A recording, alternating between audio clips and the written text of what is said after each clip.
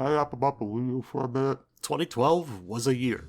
One might even call it one of the years in human history. For me, it was when I was in 9th grade and the Wii U was coming out. It was about a week after launch. I had been following that thing since it was still being rumored, and I wanted that thing sooner than later. I wanted to get it on launch day, but instead had to sign up for a reservation list since the now long since closed GameStop we often went to ran out of pre-orders. I remember saving up my money, going to that same GameStop a few towns over, and walking out of there with a deluxe set in what I'm pretty sure was the middle of a school week. It was the first and last time I have ever gone out of my way to try to get a piece of gaming hardware on launch day, and in hindsight, good mother of God, what was I thinking? I remember having a conversation about buying expensive gaming hardware day one around the time the 30 series graphics cards were coming out with my manager, and he just laughed at me. I won't pretend I didn't love the Wii U though. It's a piece of junk that came out of an era of Nintendo continuously shooting itself in the foot through poor and unclear marketing and a lack of compelling games, to the point whatever was worth getting on the Wii U, mostly their own stuff, found a second life on the Switch. I waited 10 years for a Mario Kart sequel like a moron. Why would they do that when 8 Deluxe still sold gangbusters? I got a new piece of the clown outfit every time a Direct finished. That said, I'd be lying if I said I didn't have a lot of good memories playing this stupid thing. A handful of those memories also involve one of this gigantic potato's launch titles. That game being ZombiU. Released on November 18th, 2012 alongside the Wii U, ZombiU first saw life as, of all things, a rabid spin-off game called Killer Freaks from Outer Space. The game was first revealed prior to the Wii U's launch as such before it was changed to be a slower-paced shooter and the enemies changing to zombies instead of aliens. As you can imagine, the game sold poorly. It did okay review-wise, but people were critical about the usage of the gamepad. Following poor sales, Ubisoft shifted gears so that any future Wii U exclusives, like the then still in development Rayman Legends, moved to multi-platform releases. ZombiU was also no stranger to this, getting its own multi-platform port. 3 years later, in 2015. I will discuss this multi-platform port later on, but for now I want to discuss the game as it was originally intended to be played and see if my nostalgia glasses are still glued to my face. Speaking of which, I gotta do something really quick. That's better. You know, it honestly feels good that I'm gonna play a game that I have a pretty good feeling that I'm actually going to enjoy for... Who the f*** said you could live in here?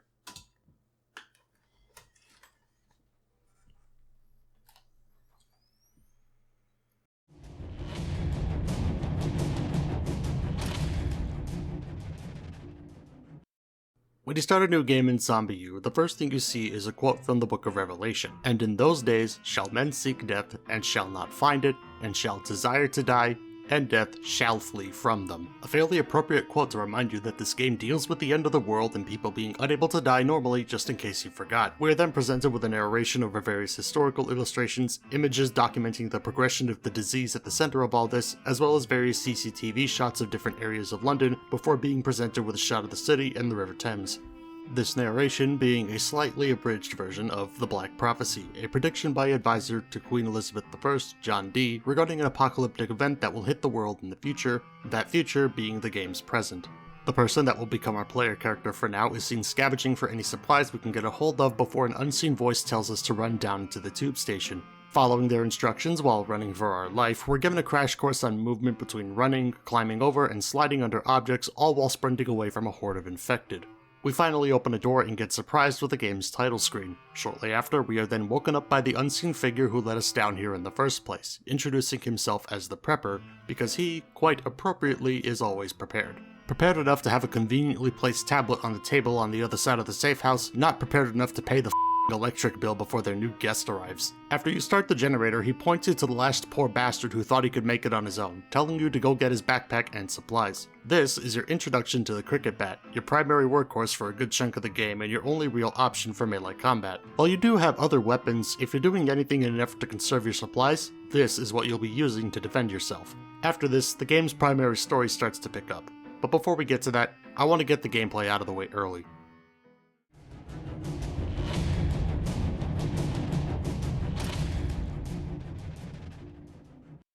Your average ZombiU session consists of running around to crack infected heads open while scavenging for supplies. Your main workhorse for this, as mentioned, is the cricket bat. In addition to this, you also get a simple handgun. These two weapons are stuck with you and you can't get rid of them, even when you die, which I'll touch on later. Weapon usage is a little non-standard when it comes to shooters, as you have to ready your weapon first with ZL and then use ZR to actually attack. No hip firing here, you actually need to aim your attacks. This applies to all weapons, throwables, and traps. Think of it like preparing your weapon in one of the old Resident Evils, or, you know, Resident Evil at home. Pressing ZR without readying a weapon allows you to shove away any zombie in front of you. This is needed as attacking with melee in particular can be pretty slow, and if you're not paying attention and get attacked from another direction, you can push your attackers away to give yourself some breathing room to escape. Most zombies at this point are basic infected. They stand around doing nothing until you do something to get their attention, such as shining a light on them, getting too close, or attacking another zombie in the area to make noise. With the cricket bat, the vast majority of infected take around 4 hits to take down. When a zombie is laying on the ground or has been weakened enough to where they're down on their knees, you can walk up to them and deliver a killing blow to destroy the head. You don't need to do this with every zombie, and the cricket bat is not required. As long as the zombie is in a position to do so, you're able to finish it. Holding anything else besides the bat makes you stomp on the head to finish it off. Hell, it's possible to smack a zombie twice with the bat before the head turns into confetti. And the other weapons also do a sufficient job of taking out the infected without removing the head. Speaking of which, guns and ammo. Throughout the game, you'll occasionally find yourself using various guns scattered throughout the city. Pistols, rifles, shotguns, crossbows, and submachine guns are all available to you if you can find some ammo for them. As mentioned before, you always spawn with a pistol that can't leave your side. This always has a little bit of ammo to start, so it's not completely useless, but it's very easy to burn through a whole magazine, so expect to find more sooner than later. The more one uses a particular category of gun, the better you become with it, allowing you to have better accuracy and reload speed over time. Ammo is found throughout the world and on defeated infected, usually in small amounts. Guns and their respective ammo take up inventory space as well, and you can only stack a certain amount of bullets in one slot before it has to overflow into another. Ammo is separated by type and is usually found for guns you have picked up at least once, so you won't find shotgun ammo until you've obtained at least one shotgun, for example. The only exceptions to this are the Desert Eagle, which comes with its own unique Magnum rounds ammo type, and the crossbow, which can be used for more quiet long-range work. Upgrades for your guns can also be found in small amounts, allowing you to improve your weapon's firing speed, magazine capacity, bullet spread, and damage. In terms of throwables, you have Molotov cocktails and grenades to fight infected with, as well as flares. Flares don't do any damage at all, but they're useful in managing large crowds of infected away from you, as they'll be distracted and allow you to get a new weapon out or to escape. There's also mines that can be used to take out groups of infected moving towards you. Just make sure you're far enough away before it explodes, otherwise the only bright dead monster you're taking out will be yourself. Planks are occasionally found and used to board up doors, allowing you to buy more time to escape. To heal yourself, your best bets are first aid kits if you really need it. Otherwise, your healing is going to be reserved to the finest pieces of junk food England has to offer. Mainly soda, cakes, and energy drinks. Despite the fact that the local Tesco still clearly has other things on the shelf that are probably still safe to eat, or still restricted to the diet of someone in their second year of college. In a pinch, you can resort to dead animals if you're really desperate. These are somewhat plentiful if you care enough to hunt rats and birds with your guns, but the catch is that eating them has a 50-50 chance of either healing you or hurting you. Interacting with your environment is mostly done with the gamepad, and was probably the most annoying thing about making this video. The gamepad is meant to add an extra level of immersion with how it's used. As mentioned, the player character carries a tablet device as not only their only way of communicating with their prepper, but the primary tool for a variety of tasks, such as tracking hostiles in the area, scanning the area for items, hidden messages, and getting new maps, inventory management, weapons upgrading at special benches, removing barricades to open up new pathways, and lockpicking various doors. The vast majority of your interaction with the gamepad takes place in the corners of the touchscreen. Here you can assign up to 6 different items to swap to on the fly. One of these is taken up by your flashlight, bat, and pistol to start. In the center you have your minimap, which lets you see where you are provided you have scanned a relevant CCTV box in your location. Scanning these with your pad not only lets you have a new section of map to view, but also allows you to get an idea of where new loot is spawning through the camera console back at the safe house. As such, a lot of your time is going to be spent looking back and forth between the gamepad and the screen. Your mileage may vary on how fun of a feature this is. To wrap up this section, let's talk about how death works since it's ZombiU's main gimmick. There are 2 ways to die in ZombiU: killed by zombies or blatant stupidity. What separated ZombiU from other zombie shooters of the era is that if you die, you wake back up at the safe house with nothing but the bare essentials: your bat, your flashlight, and the pistol with 6 rounds. Just so you're not completely caught with your pants down, the safe house has a storage chest you can use to store excess or unneeded supplies. This way you can go back out there with some decent provisions instead of nothing but the clothes on your back. That said, you're not completely out of luck with your last survivor. Your stuff isn't lost forever. In a similar manner to a Souls game, you have the option of going back to the spot where you died to retrieve your supplies. If you die by killing yourself, such as this fantastic blunder I committed right here, Hello? Hello? Bollocks! all you have to do is go back to your freshly exploded corpse and pick up the pieces. If you die to a zombie, however, your old survivor is now a zombie and it's your current survivor's job to put them down if you want your stuff back. Die before reaching your previous survivor, and any equipment you had on them is lost for good. One thing I can't show here is the fact that back in the day, ZombiU also had a feature where other players' survivors would have a chance of spawning in your save file, and you could take whatever they had on them as well. This being an online feature, this aspect no longer works as the Wii U's online services have been down for some time.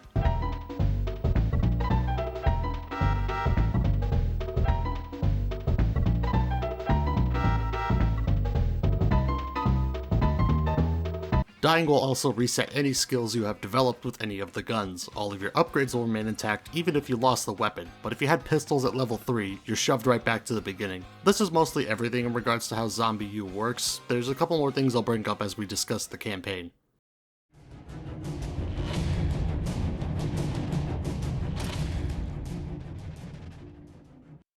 Once you have all of your tools cobbled together, you're prompted by the prepper to break into the local supermarket. You're instructed to head towards Brick Lane outside of the safe house in order to scan the CCTV junction boxes within that area. Early on, you're also presented with a decently sized horde, which the prepper will plainly warn new players about if they decide to get a little too confident. I can speak from experience that this horde in particular did kill me on a few occasions in the past, but in the current day, it's basically nothing. It honestly serves as a pretty good idiot alarm for someone who thinks they can just rush into the nearest crowd of zombies and come back the winner. Waddling your way further in, you find yourself at the supermarket, with the front door inaccessible, meaning you have to make your way in from the back, prompting the one somehow still active alarm to go off and alert any infected that just happened to be nearby. Shit! It was rigged to the alarm. Deeper inside, you get to waddle around the remains of insert well-known UK supermarket chain here, pick up a hammer to actually make use of planks, and scan the last box in the basement. Walking outside, we run into this guy. That bloody punk's making enough noise to raise the dead. Say hello to the first of several special zombie types. This guy in particular likes to yell a lot, which alerts any other infected that happen to be nearby. After dispatching him, you waddle back to the safe house with your supplies stored safely inside you. Slight issue, there's a horde outside the safe house and it's time to do some cleanup. Now that you have some idea of what you're doing, this is basically your lesson in crowd management. Run outside and deal with the horde, if you can even call it that, knocking on your door as you see fit. Manage to survive, and you're able to finally sit down, take a breather, and reassess your— I've had an idea. Never mind, we have to raid the royal family. We're instructed to go through a different neck of the metro as we make our way to the Victoria Memorial, located conveniently at the front door of Buckingham Palace, much like its real-world counterpart.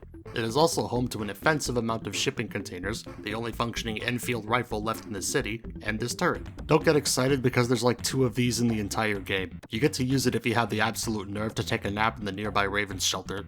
There's a few of these scattered around the world, and they serve as save points for you if you don't feel like running all the way back to the metro tunnels and risking losing your stuff. If you have the nerve to close your eyes for 2 seconds here, however, you're woken up to the sound of a horde of zombies closing in on your location. The good news is you get to mow down at least a couple dozen of them before you stupidly back into the shelter and corner yourself like I seem to do every single goddamn time I play this godforsaken game. After putting down a previous life and taking my shit back, we pick off this gated door and climb into the sewer like the rat that we are. As we make our way through the palace underground, we get some relatively kind descriptions of the queen courtesy of the prepper. Lovely woman, the queen.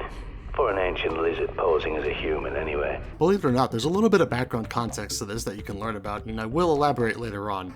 As we get deeper into the palace, we lose contact with the prepper and make contact with the one other decent human being left in the area, Dr. Knight, who is actively researching the outbreak in his isolation. Because we are probably the only living person he has seen in days, he asks us to help him with his research by retrieving a book from the palace library, John Dee's personal copy of De Rebidi Secreti, pointing you to an elevator to take you upstairs to the inner parts of the palace.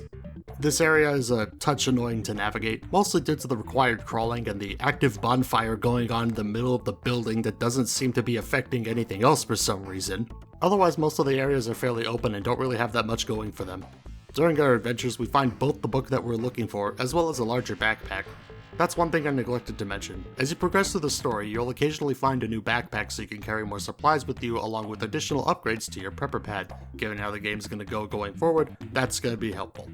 Returning to Dr. Knight, we see him outside of his hazmat suit this time.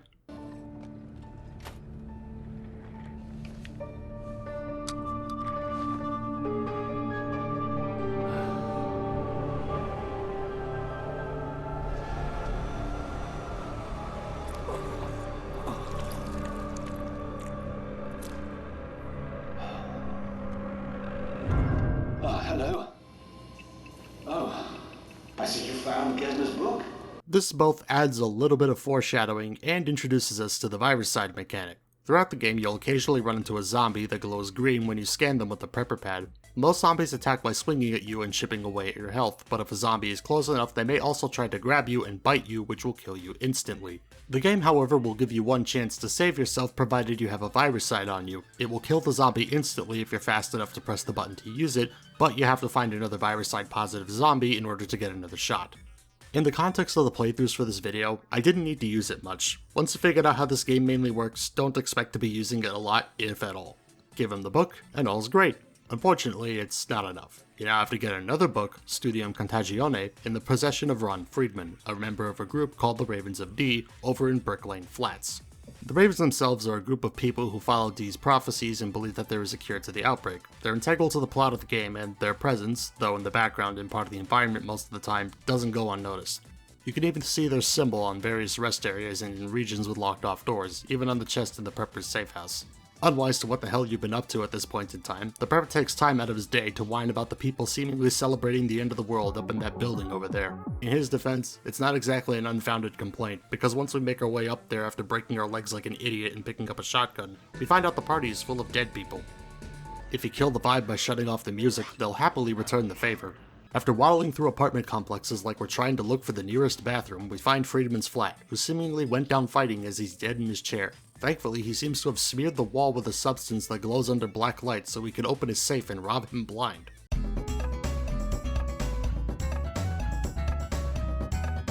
The safe also has several dead birds inside of it, which... I know it's the apocalypse and all, but... Dude, what the hell? The literal nanosecond you pick up the book, your radio gets hijacked by a local woman named Sandra, who politely informs you of the following. Turns out the Ravens are coordinating evac, and that is what leads you to your next step. That said, I do want to touch on something that I've been neglecting to mention up to this point. Primarily, background information. Scattered throughout the game are various newspapers and letters that detail some of the background of ZombiU's world leading up to the outbreak. These come in the form of newspapers, as well as letters to the Queen, John D, and Sandra respectively. I was really hoping not to have to play the game all over again just to read these, and thankfully, I don't, thanks to some people from IGN around a decade ago. Most of the newspapers cover events leading up to the outbreak of Blight, loosely mentioning D's prophecies as well as a couple moments before the outbreak about a few unusual deaths that may or may not have been the Blight. One newspaper is notably from November 11th, 2002, mentioning a man who was shot in Buckingham Palace being a former member of Omega Group, the group being a fictional sector of the British military that protect the royal family, and what Dr. Knight was a part of prior to the outbreak. According to this news story, this man was let go as he was seen as mentally unstable and was trying to reach the Queen in particular. The only newspaper that doesn't really matter is one from December 19th, 2012, which talks about property values in areas affected by the Blight, which I could unfortunately see getting published if something like this were to happen in real life, I'm not gonna lie. Yes, this is terrible and all, but how will this affect my stock portfolio? Through the Queen's letters, we learn a little more about this dismissed man. It's unclear what he did to warrant dismissal, but he was let go in 1999 and advised to seek psychiatric help. The second letter, dated 3 days after the 2002 newspaper, restates the man was trying to, quote, deliver a message at any cost. They know his only desire to warn of impending disaster and start looking further into D's prophecies, but don't expect anything to come of it. Future letters over the course of the next few years detailed the dedication of several rooms towards researching the panacea, comparison of the Blight to the bubonic plague, assuring the Queen that there was no cause for alarm with the 2012 prediction, and a later discovery that several plague outbreaks did in fact turn out to be the Blight, along with a lack of progress on the panacea itself. Stepping away from the Queen for a moment, Sandra has 2 letters you can find in the game. The first, from 2002, covers a disagreement between her and a man named John, particularly in how the Black Prophecy is to be interpreted. John seeing the Black Prophecy as a, quote, scorched earth interpretation, while Sandra, Ron, and the other members of the Ravens of D see it as a warning to help others. The second is essentially a goodbye letter dated mid-2005, feeling that John is a completely different man, one more cynical and filled with contempt following his confinement to a mental hospital, feeling she has nothing left to say to him, but states that her survival would be thanks to his efforts. In case you haven't pieced it together by this point, John, though not outright stated, is heavily implied to be the prepper that's been helping you up to this point in time. The game kind of leaves you to come to that conclusion with the background information it gives you throughout, but to be honest, most people who played this probably didn't find everything and figured it out on their own. Honestly, if you're paying enough attention, you could come to this conclusion shortly after this section. The last of the Queen's letters, dated 2009, is the granting of a pardon to John in, quote, consideration of some circumstances. As this is the last of the letters to the Queen and the most recent one available, it's safe to assume that the impending apocalypse may have had something to do with him being pardoned. What happened with John, the Ravens, and Omega Group between 2009 and late 2012 is not known. There is no information in the game that explains anything that happened during this time period. Coming back to the game, after we fall down a laundry chute and break all of our bones, we miraculously make it back to Buckingham Palace with a conveniently placed door to such and bring the book to Dr. Knight. After briefly whining about his friends in Omega Group, he finds a letter from D to Francis Bacon mentioning the Panacea code that is allegedly in possession by the Ravens of D. Believing that getting this code from additional letters can create a cure for the Blight, he gives you the letter back and sends you on your way. From this point onward, you have a quest marker to get the remaining letters, one in most of the locations you visited throughout the game, but don't worry about rushing to do this as we still need the plot of the game to happen for a little longer. After taking a quick peek at the monitors outside to see what loot happens to be nearby, the prepper gets another brilliant idea to find more firepower. There's a military camp not far from the palace that an old friend of his is shacked up inside of, so we can pick up some C4 and some more supplies. After wading through the cleanest puddle of water in the city of London, we find out his buddy is dead and have to put him out of his misery. After grabbing his keys, we get our first batch of C4 that we can use later to commit acts of vandalism in the name of progress. We also find the first of D's letters that just happens to be in here for some reason, and Sandra decides to be like me on a Friday night and join the Discord voice chat uninvited. Sorry for hacking your comms like this, but the Ravens of D are planning an evacuation from the Tower of London, and we need all the fighters we can get. Help us, and we'll get you out. The second we step outside, this dude explodes. Sandra just happens to be nearby and is happy to provide us cover fire. Unfortunately for her, I have the survival instincts of a 3-year-old as previously discussed. On the topic of fates worse than death, this is the part of the game where 4 new flavors of zombie decide to appear. Captain Explodey, Sir Spitsalot, the Evolved Zombie, and the 4th one. These guys in masks in orange are pretty easy to spot and have the faint sound of hissing gas coming from them. If you hit these guys in the body, they explode on contact, melee or otherwise. Spitting zombies are self-explanatory. If you played Left 4 Dead 2 and remember the spitter, it's the same idea. Evolved zombies are your typical zombie, but it has this gross red aura around it, which means it's mean and will kill you easily. These take a lot longer to go down than usual, but will always have a weapon upgrade on them if you take the time to put them down. And the 4th one is stupid rare and I'll talk about later. You run into some of these fellows on your way to the Tower of London, but not before the prepper gives you an earful about how he sees the Black Prophecy. So you're running away with the birds? Well, let me tell you about the Ravens of D. D's prophecy is clear, but those bloody cowards want to cherry-pick it. They admit D was right about the Blight coming, but think he was wrong about who would survive. There is no saving the world. No evacuation, no cure, no respite. Only the prepared will survive. Isn't that what I've been teaching you?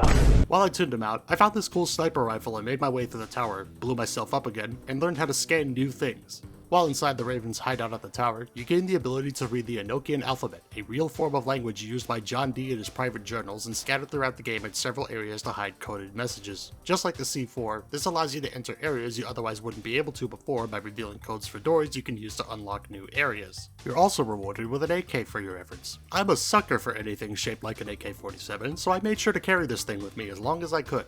ZombiU doesn't have a lot of dedicated shooting moments, and I'm more than certain you can handle this area with just your cricket bat, but I made use of the ammo that I had in this area, and I think it made it a lot more enjoyable as a result. The confined areas of the tower interior and the density of the infected nearby helped make this part decently tense. We both have to get to and clear the landing zone for the game to proceed.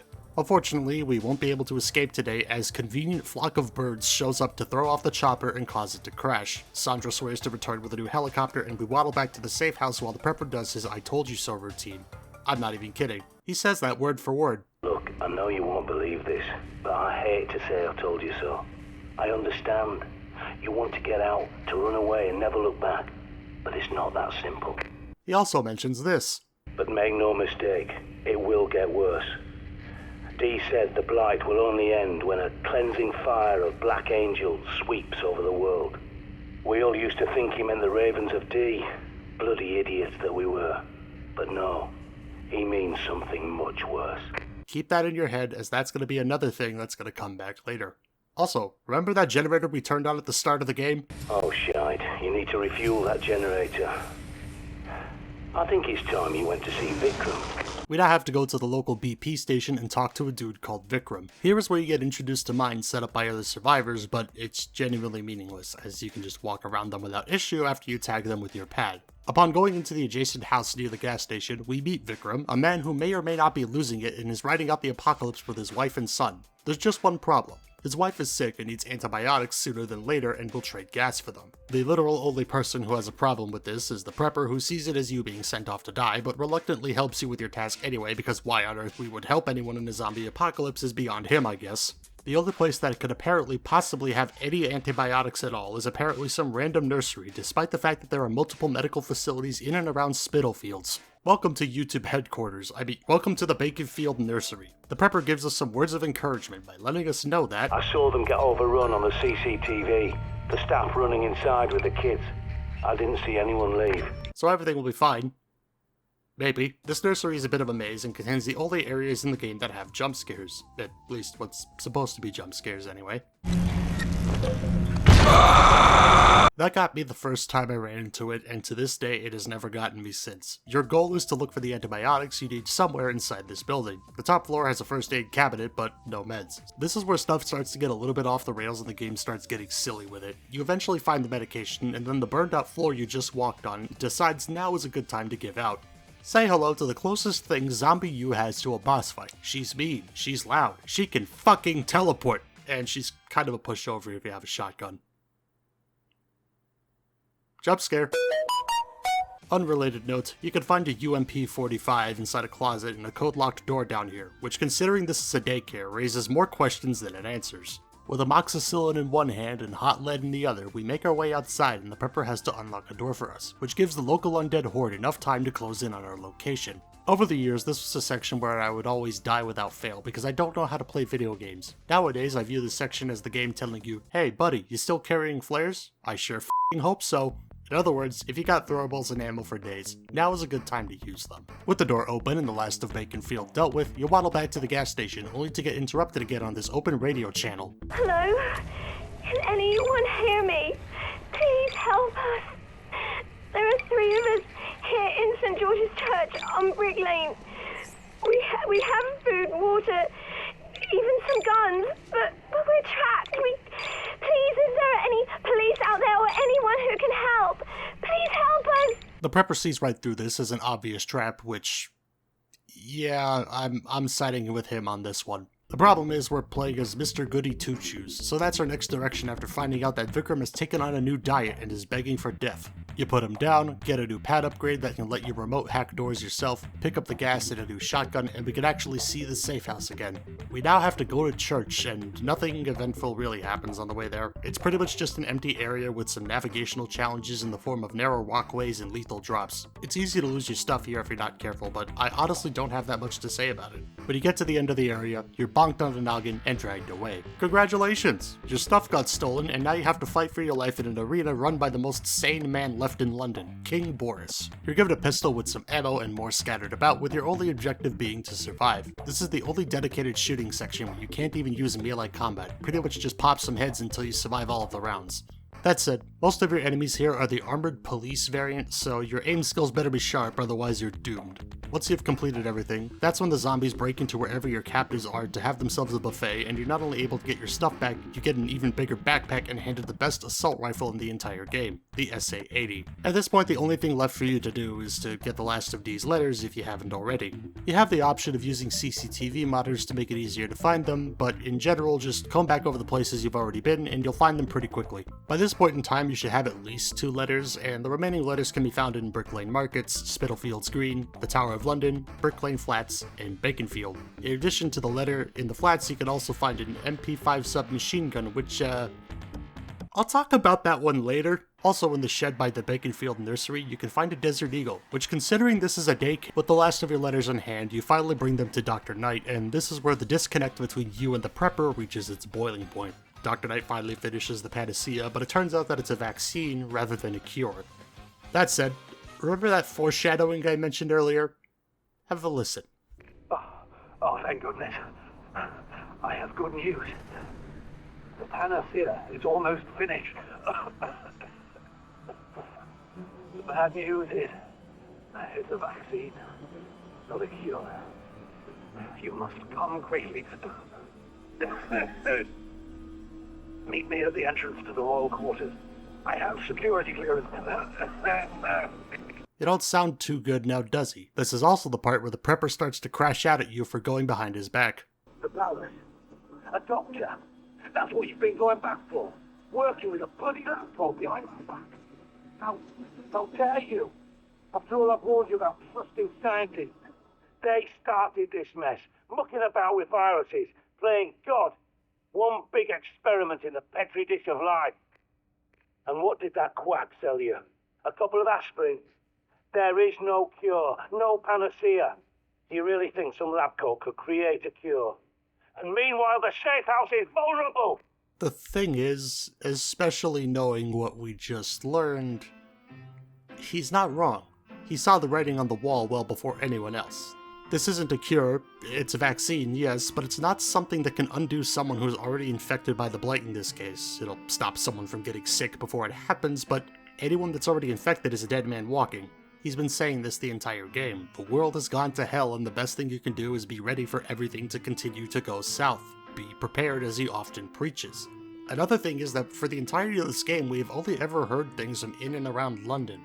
We don't know if the blight managed to make its way out of the city and into the rest of the UK, or possibly even into continental Europe or overseas. It would probably be safe to assume that the blight has made its way to the rest of Europe based on the background info we get from the Queen's letters as well as Dee's. As mentioned previously, several instances of what was thought to be Black Plague turned out to be blight in this timeline. One of Dee's letters mentions that he was able to describe the effects of blight in a small town in France. That being said, the fact that there's a vaccine at all does at least prove that another outbreak can be prevented before it happens. To be honest, the worst that could happen in the future now that there's a vaccine is probably a Dead Rising situation where treatments exist, it's just that outbreaks happen and zombies are a thing you deal with regularly. I'd love to continue yapping about other hypotheticals, but this video is long enough as it is. We make our way to Buckingham Palace, only to find out that Dr. Knight is missing from his post, where we get directed back towards the palace interior and are warned that this is basically the end of the game. As soon as we go upstairs, there's no going back. We now have the ability to access parts of the palace we couldn't before. The bonfire we saw before is now a pile of ash. Bad news, however, because the daycare manager is back, and this time there's 2 of her. Like, literally 2 of her. They use the same model for some reason. Take a ton to take out both of them, and then proceed your way deeper into the palace to find Dr. Knight, who is now reverse living. You bash open his brain and perform the on-the-spot eye surgery so you can go back downstairs and open the one security clearance required door left inside the building. The basement of the palace is flooding, and now you have to wade your way through blood, water, and filth to get to a server room located inside a vault at the back end of the palace. Taking the USB drive from the computer, which has the vaccine info on it, sets off an alarm requiring you to fight your way out of the palace and traverse new areas you've never been to before, as previous exits and entrances closed as you approach them.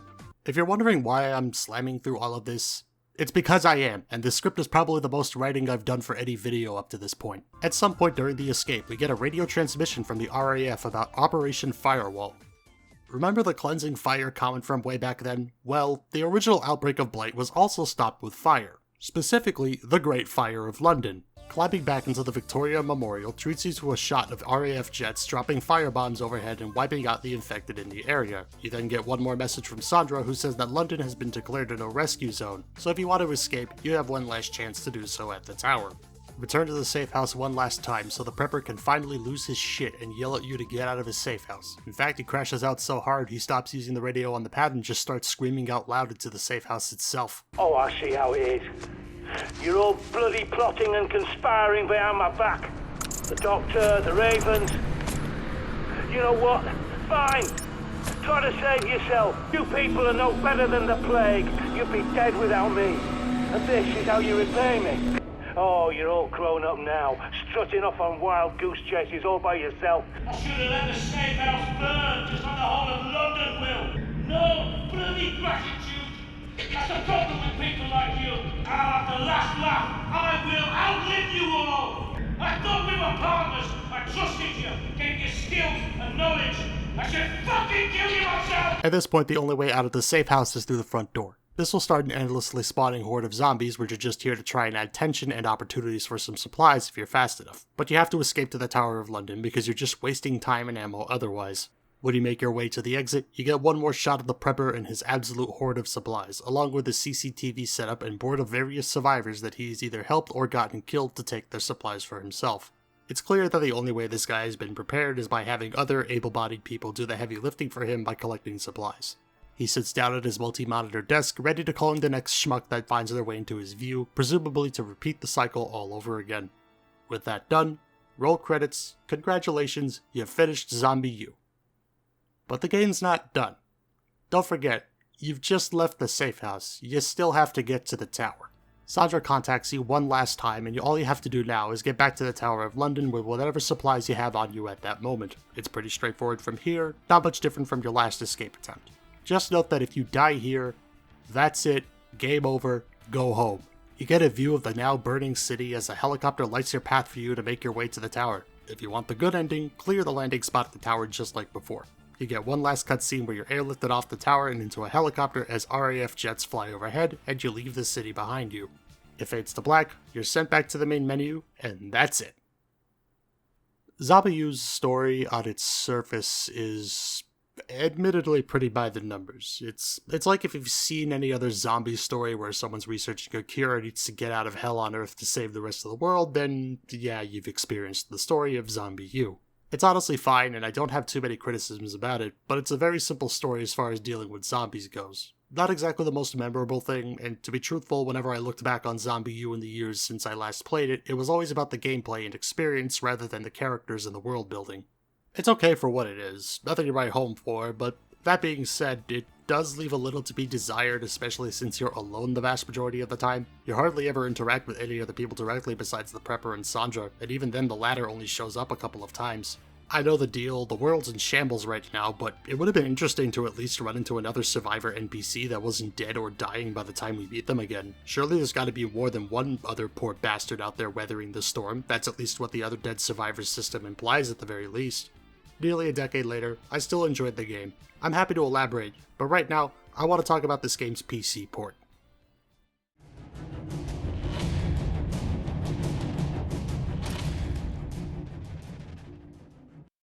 I don't think it takes a genius to figure out that the Wii U, and by extension ZombiU, went triple concrete in the sales department. In the context of the Wii U, I would say it was decently successful. The most accurate and recent sales figures I was able to find was around 840,000 copies based off VG charts. Which, again, speaking in terms of the Wii U and the install base it had, that's not terrible. But it still wasn't enough for the Rayman people to make a profit, and any plans for a sequel were ultimately thrown out. Which is a shame, especially given what we found out with the panacea being a vaccine and not a cure. There's some potential to pick up where the game left off, and it sucks that we won't be able to see that anytime soon. In an effort to squeeze out a few more bucks, Ubisoft announced Zombie, a multi-platform port of ZombiU designed for the Xbox One, PS4, and PC, to be developed by Straight Right Studios and released in 2015. I picked it up on Steam just for this video since it, much like its older brother, seemed to do fine, all things considered. Behold the magic of ZombiU without you. Getting my full thoughts out of the way now, and this is probably my personal bias getting in the way, but I'd probably only play this if I was too lazy to get the Wii U out of the closet and hook it up. Like, playing it front to back, the only thoughts I had in my head were, yeah, this sure is ZombiU. By virtue of mouse and keyboard, the combat feels a lot easier to use, and honestly feels a lot faster, though I feel that has more to do with the difficulty balancing and the rarity of items, which I will explain in a little bit. Very little has changed from the Wii U to the PC, it is still very much the exact same game, unchanged in plot and events, so I won't spend much time talking about that here. The core ZombiU gameplay experience is mostly intact and has been translated to more traditional input methods that don't require you to hold a glorified iPad with a backbone controller connected to it, and in a number of cases this works very much fine. Shooting is fine, melee combat is fine, the gameplay experience at its absolute base is pretty much ZombiU without the Wii U gamepad. Run, shoot, loot, and scoot. Repeat ad nauseum until you're carried out of a burning London by helicopter. What few gameplay differences there are go as follows. All your menu and HUD elements are plain as day on the singular monitor with your prepper pad and mini-maps stowed away in the bottom right corner. The flashlight now has a high beam setting you can activate by holding down the key to turn it on and off. It also takes much longer to charge the flashlight from a low battery rather than the literal seconds it takes for it to recharge on the Wii U. Scanning no longer requires you to hold down a button and happens automatically as you hover over objects. In terms of combat, it feels a lot faster paced, and I'm not saying that just because of the boost in frame rate. Zombies die quickly, like very quickly. It felt like the game was a lot easier than it was on console, almost like I was breezing through it way faster than I should have been, and it's not like I was in a rush to finish the game. I wasn't. As previously mentioned, most infected on Wii U took around 4 hits to kill. There were exceptions, but most of them generally adhered to this 4-hit rule. On PC, however, they were dropping like flies. I was amazed anyone even gets swarmed in this version with how easily these things go down. And that's before getting to the ammo side of things. Speaking of which, you also now have an ammo indicator if you start running low on ammo and any guns that you may have. With the porting of this game from Wii U to other platforms, the online aspects of ZombiU, along with its multiplayer, were entirely gutted and removed from the re-release. As such, the loot pool was seemingly altered to make the multi-platform versions a little more bearable since you no longer have the benefit of Joe Englishman showing up in your save file with every last bullet he could find on the south side of the Thames. You're far more likely to find bullets both laying around and on various infected this time. The amount of pistol ammo I was finding was genuinely surprising. On the Wii U, it felt like guns were for emergencies or special situations, at least at first. But here it's like, okay, here's every loose bullet left behind from the local police departments, go have fun. I'm not even kidding, it felt like I was playing Fallout 76 with the Scrounger perk on. I could take out a zombie and leave with more bullets than I used in a single firefight in some cases. This, combined with the easier melee combat, kinda sucks out some of the tension, to be honest. I didn't really feel like I had to be careful in the vast majority of situations. I could pretty much treat it like any other shooter, I was just a little bit slower. If the Wii U version had mouse and keyboard support, I think I'd feel similarly. Speaking of melee combat, the multi-platform release adds 2 new melee weapons to the equation for you to play with. The shovel, found outside Buckingham Palace, which has better range than the cricket bat and can hit multiple infected at once, and the spiked baseball bat, found in Ron Friedman's flat, gives up the extra range of the shovel in place of more damage. I did notice the bat doing a little better, and I'm not gonna lie, I missed the shovel completely early on in the PC run, but I didn't feel much of a difference after losing the former and being forced to use the stock cricket bat again.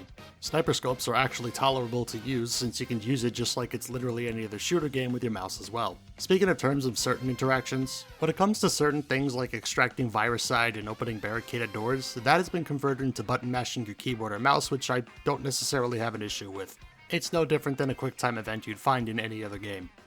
What I do have an issue with is the fact that the gamepad menus have been left mostly intact, right down to the slow tapping required for you to navigate the actual menus. Some of this is translated well enough, such as inventory management. All you need to do is click and drag your icons, which frankly is not a big deal. You ever play Minecraft? You've done this before. Hell, you have programmable keys you can assign items and weapons to using your number keys. It's a nice little way to keep that little bit of quality of life in the new version. That said, was it so difficult to make this menu a little more computer friendly? This is just me personally, and it's probably a reason why I don't design UI interfaces or video games in general, but I probably would have taken a menu that popped in from the side rather than something that just took up the center of the screen. That's just me though. On a lesser, more nitpicky note, there's no real way to optimize the game for your rig. You don't really have any graphics options to tweak or mess around with. This game is a decade old and largely a non-issue for most people who have a decent computer, but I'm surprised it didn't even give you that option. I also want to mention how this version of the game is on the buggier end of the spectrum compared to its older console brother. Not to the point of it being broken or flat out unplayable, I can't stress that enough. The vast majority of the bugs I ran into were purely on the cosmetic side of things. This is a mostly competent port. The closest thing I ran into something resembling game breaking was during, of all things, the opening of the game where I ran into this vent and the cutscene just didn't continue like it was supposed to.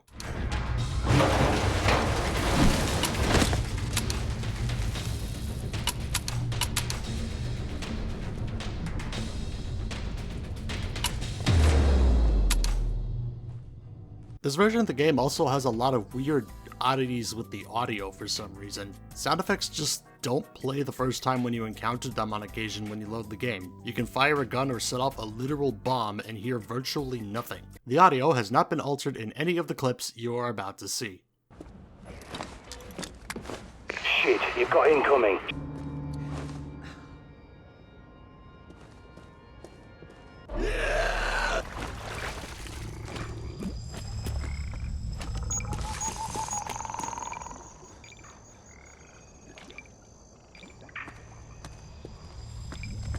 Beyond all of that, this is a decently made port, and frankly, if you want to experience ZombiU, you're not forced to get the original version, and the newer ports are more than enough to give you that experience. My experience with the PC version, barring audio hiccups and that one wacky glitch with the intro, was smooth overall. I can't speak for the other console counterparts, but on PC, I think it's more than enough.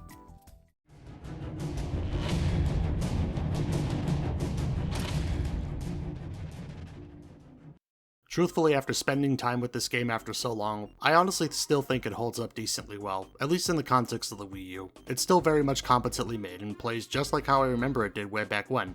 Hardly any bugs, still as clunky as it ever was, and if anything, the only issues I had were related to the Wii U getting on in years. The gamepad's battery dies if you so much as let this stupid thing out of your sight for more than a second, and this is battery number 2. I eagerly await the day this thing starts swelling again and I have to get a third-party one, which...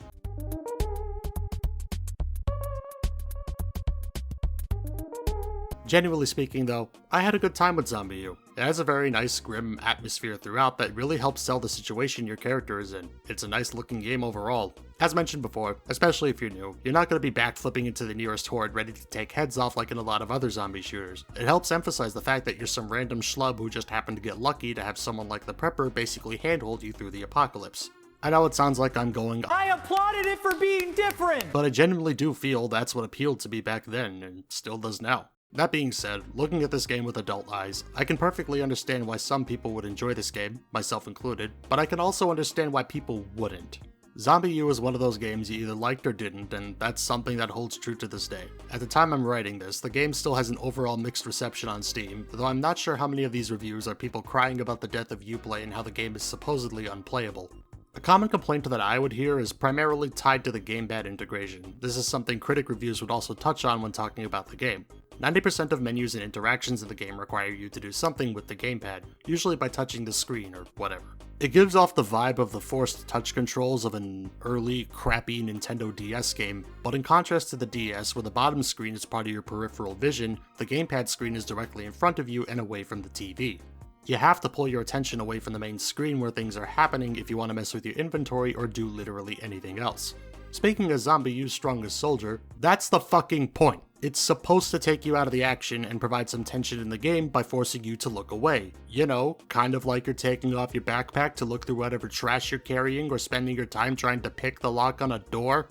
Think of it like an online game or something like Dark Souls. The game doesn't just stop because you decided to pause for God knows why. If you're not paying attention and aren't 100% sure that you're safe, it's gonna bite you in the ass.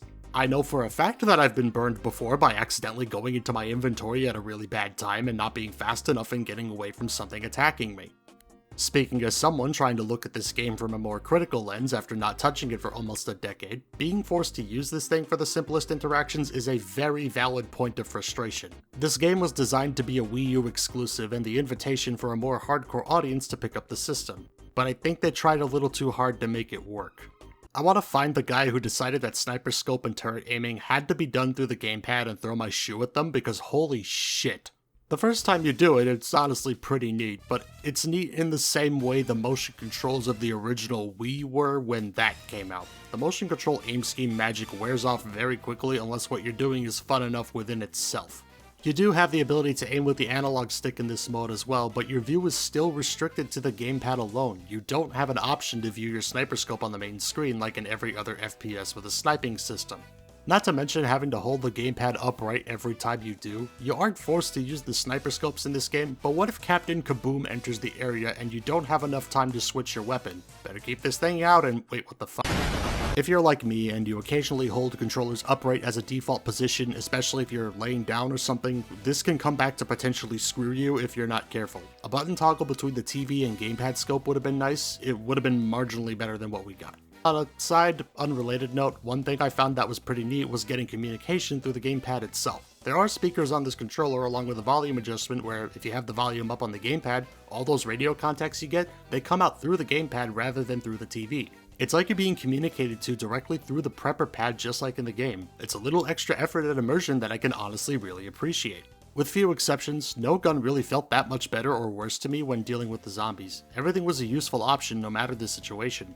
There's also some suppressed weapons which only come in two flavors, one being the easy to miss P226 pistol you can find in the bathrooms of the Buckingham Palace bunker.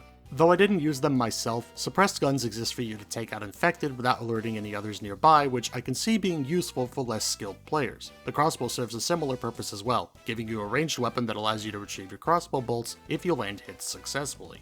That said, not every weapon is perfect. I would also like to talk about an entirely pointless category of weapon in this game, the submachine guns. I'm not gonna lie, I always forget there's SMGs in this game because they're damn near useless and only exist to take up space. There's actually two of them in this game as mentioned, like most other weapons, but the odds are the only one you'll ever find is the MP5 SD. I bring this up because, and I'm not joking when I say this, I had absolutely no goddamn idea there was a UMP in this game until I started recording for this video. I decided to go ahead and see what the codes in the basement of the nursery were for and finally discovered that code-locked door there after nearly a decade. Cool that I'm finding new stuff after so long, confused as to why this weapon is such a pain in the neck to find. Truthfully, you don't even probably need all those codes to open the door, just find 3 of them and brute force the last one by guessing. The game pretty much hands you most of these weapons as you progress, so I'm a little lost as to why this one is so hidden. It's not even that good. By this point, you're pretty much a stone's throw away from the pump shotgun, so why even bother? Anyway, I call the submachine guns useless because the ammo for them is rare. Like, extremely rare, for absolutely no reason. Seriously, I was more likely to find magnum rounds than I was able to get additional SMG ammo in the game, even when going out of my way to find supplies. Hell, even in the PC version where loose bullets are basically falling from the sky, I had a hard time finding it. To add salt in the wound, when you find most guns in this game, they at the very least have a partially or completely full magazine when you pick them up. Even the UMP had a good amount of ammo in it when I found it, but when you find the MP5, you are given 1 bullet. And I don't mean the gun is full and there's a single extra round nearby. I mean 1 singular bullet inside the gun. And I would bet good money that the vast majority of people who picked this thing up saw this, took it back to the safe house, and stuffed it away in the storage chest and never thought about it again. I honestly would have been less annoyed if it came with no ammo whatsoever, or if this gun just flat out didn't exist. Hell, by the time you can even get inside the room containing the thing to begin with and you've managed to survive long enough with it, you already have the AK-47, and if you've neglected to get these letters, there's a good chance you've already picked up the SA-82. By the time you even see this thing, you likely have at least 1 assault rifle or one of the later game shotguns, so what's the point of even having it here to begin with? And it's not like this thing can be used as a backup since, again, SMG ammo is weirdly hard to find for some reason, so unless you're grinding to get a stockpile, I don't see how useful it can really be. Not gonna beat around the bush regarding the story. It's meh at best. You're mostly just talked to through the entire game, and you don't really have many one-on-ones or moments to really develop any of the characters unless you go out of your way to read letters and external documentation, and even then it's more about the world itself than the people most of the time. I wouldn't call it a massive deal breaker, but it does leave a lot to be desired.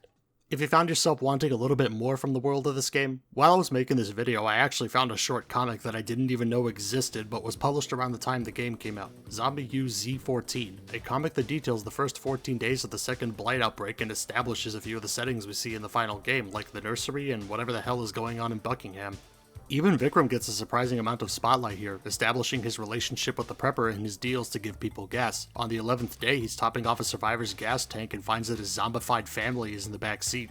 He ends up shooting the car as a sort of preemptive mercy kill because as far as he's concerned, the guy is already a dead man walking with them running around. The closest thing you get to a captivating moment in the game is getting to listen to the prepper lose his mind at you at the end of the game like you just burned down his house and murdered his family. Otherwise, most of everyone else in the game is kind of just there. Even characters we're supposed to feel kind of bad for don't really hit that hard. You meet Vikram halfway through the game a single time, and I guess we're just supposed to feel bad that he got infected and ate his kid? I just came here to get gas, dude. Who are you again? The last thing I have to say is that the combat itself, yeah, I can see getting fairly old pretty quick. I like that the guns and throwables do provide some variety and different ways to approach situations, but if you're me, someone who has played this game multiple times over and has a fairly good handle on how it plays even after so long, the game's combat getting repetitive over time is a given. Looking at it from the eyes of someone who is playing this probably for the first time, and as someone like my brother can attest to, Having to hear the exhausted and pained grunts of your survivor hacking away at whatever skull they ran into this week is something that will make you want to blow your head clean off your shoulders really quickly. And now to wrap everything up in as nice of a little bow as I can, do I still think ZombiU is as good as I remember it being? To be truthful, a little bit of yes and a little bit of no. I think it's been long enough that I can't really say that nostalgia is blinding me as much as it used to, and while I do find enjoyment in the gameplay it provides, the rough edges are a lot more noticeable now that I've been trying to look at games more critically, especially for this channel. I think what I learned from playing this is that it's important to understand why someone else might not like how a certain game is experienced, especially if the things people dislike about it are what appeal to you specifically. ZombiU is probably the most clear definition of a mixed bag that I have personally experienced in a very long time. This is a game you either really enjoy or a game you really dislike based on the sum of its parts, and I just happened to land on the former side. Even on PC, with all the gamepad integration stripped away, I still found myself enjoying the game despite being in a more traditional control scheme, even if the translations to said control scheme left something to be desired in a couple of cases. I still think this game holds up. To me. It still holds up to me. Is this the greatest game I have ever played? No. God, no. It's not something I would tell you to run out the door and purchase immediately if you told me you were considering getting a Wii U to finally see what this thing really was, but it is something I would consider telling you to, at the very least, try.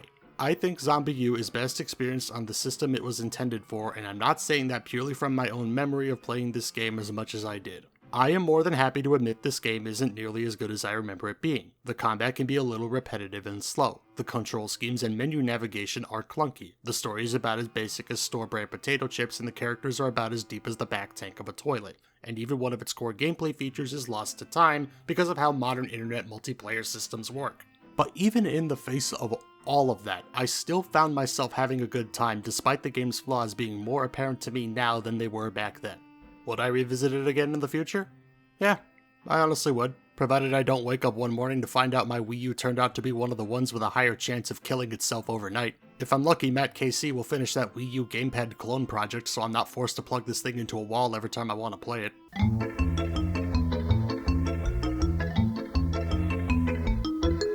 I think ZombiU is a fun game to play if you're willing to work with its madness. ZombiU is a weird game to be played with a weird controller designed for a weird system. The story isn't winning any awards, but if you're willing to give that oversized, stupid tablet 5 minutes of your time and put yourself in the shoes of the character you're playing as and try to immerse yourself, I think you'd be able to get some genuine enjoyment out of it.